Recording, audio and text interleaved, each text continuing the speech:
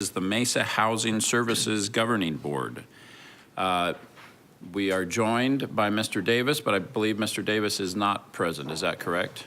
So this, just to be clear, the Mesa Housing Services Governing Board is made up of the 7 city council members and a gentleman from the community, but he is not able to make it today. So the first item, or Ms. Mickelson, have there been any requests to speak at this item? Okay, thank you. First item on our agenda then is the approval of minutes of the April 3rd meeting. Is there a motion to that effect? Thank you, Mr. Glover and Mr. Luna. All in favor, please say aye. Aye. Is any opposed? Thank you. The next item, item 3 on this agenda, is the approval of the City of Mesa Public Housing Agency Annual Plan for the fiscal year 2018-19, and authorizing the chairman of the board or his designee to sign and submit the plan to the U.S. Department of Housing and Urban Planning. It's good to have our great housing folks with us. Liz and Mary, welcome. What do we need to know about this plan? Good morning, Mayor and council members. Thank you for allowing us to do a brief presentation. We'll just be discussing the annual plan and the administrative plan, and we'll also give you some 2017 highlights. As you said, I'm Liz Morales. I'm the housing director, and I have with me presenting Mary Brandon as the program manager for the Housing Choice Voucher Program. Just want to quickly discuss what the 5-year agency plan is. It outlines the operations, missions, and goals. It's a 5-year plan that began on July 1st of 2016.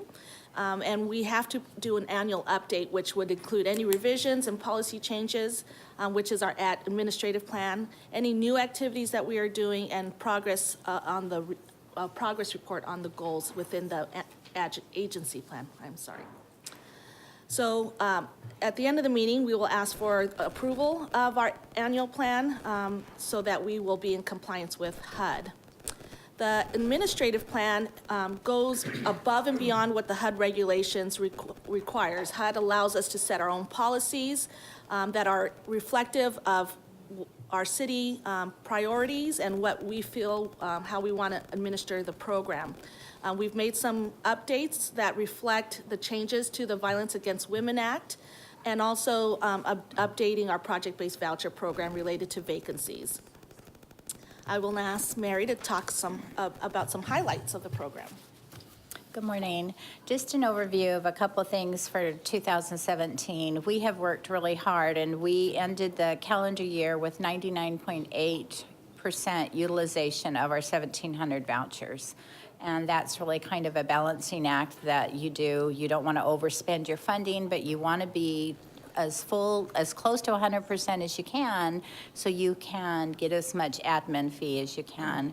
We have over $12 million funding.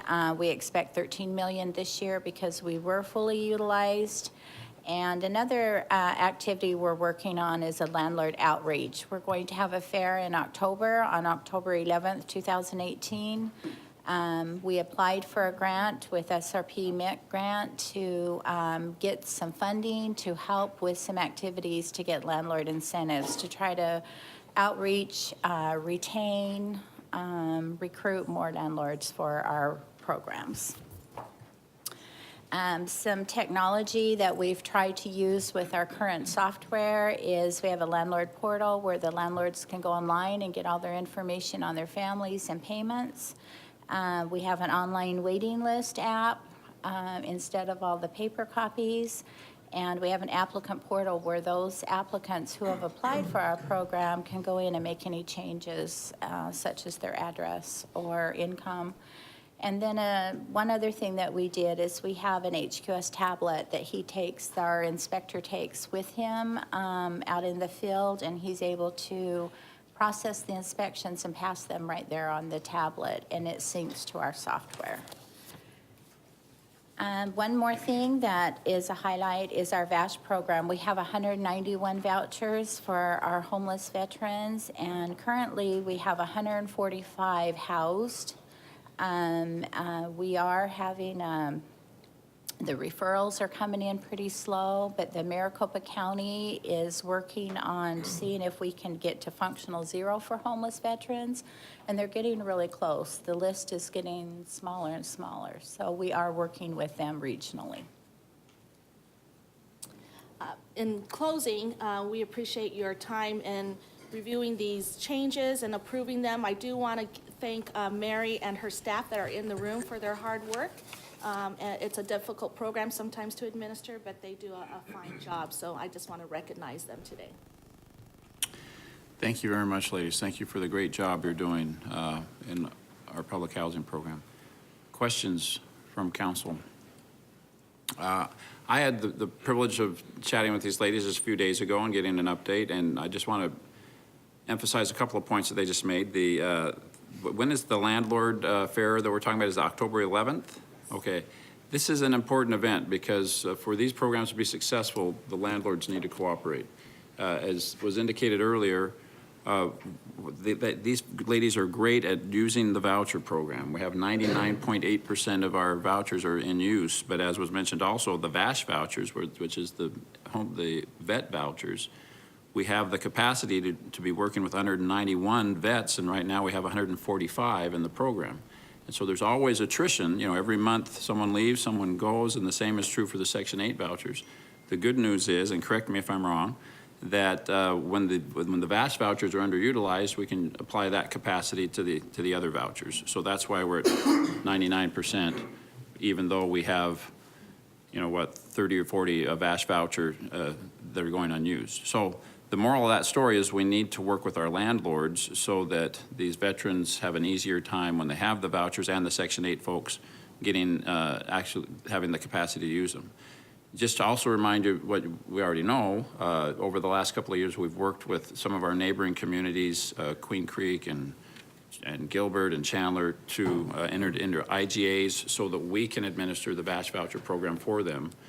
So this is a regional opportunity as well. So if we know of veterans either in a Mesa or in one of our neighboring communities that are homeless and they have an honorable discharge and they're not a sex offender, that's it. We can house those people. No questions asked. We just hook them up with our housing department. So this is a great program. We just need to make sure that it's being fully utilized. So if you are a landlord, October 11th, 2018, come and learn more about the programs, and hopefully you'll be comfortable filling out the paperwork to participate, and we can get to that functional zero that we want to in our homeless vet population. Any other questions or comments for these ladies? I think we still do need a motion to approve the annual action plan. Thank you, Mr. Luna and Mr. Freeman. All in favor, please say aye. Aye. Any opposed? Thanks again for your great work. Is there a motion to adjourn this meeting? Thank you, Mr. Glover. All in favor, please say aye. Aye. We are adjourned.